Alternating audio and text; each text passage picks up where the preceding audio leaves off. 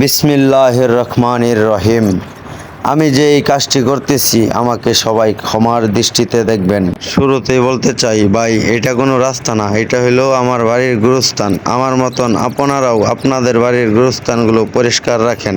শুরুতেই সকলের কাছে ক্ষমা চেয়ে নিচ্ছি, কারণ আমি আজকে যে কাজটি করলাম এই কাজের সময় আপনার অনেক রোদ ছিল, তাই আমি কুলাতে পারি নাই। কুলাতে না পেরে আমি পুকুরে গিয়া ডুব দিয়ে আসছি। আসলে ভাই অনেকেই তো ভাবে যে সহজ, কাজগুলো খুবই সহজ, আসলে কিন্তু ভাই অনেক কঠিন।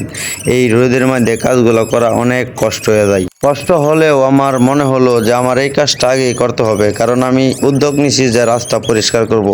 রাস্তা পরিষ্কার করার আগে আমি ভাবলাম যে আমার বাড়ির পাশে যে গুরুস্থানটি আছে এই গুরুস্থানটি আগে পরিষ্কার করতে হবে। আমার মন হলো বড় জিনিস ভাই, মনটাকে সাদা রাখেন এবং আমার মতো আপনারাও এইভাবে যদি আপনাদের বাড়ির আশেপাশের গুরুস্থানগুলো যদি এইরকম জংলা হয়ে থাকে তাহলে সবাই পরিষ্কার করার চেষ্টা করবেন। মনে রাখবেন ভাই, সবারই মরতে হবে একদিন না একদিন। আমরা যদি এই গুরুস্থানটি পরিষ্কার করে রাখি তাতে তো কোনো সমস্যা নেই, কারণ গুরুস্থান পরিষ্কার করে রাখলে মনটাও পরিষ্কার থাকবে ভাই।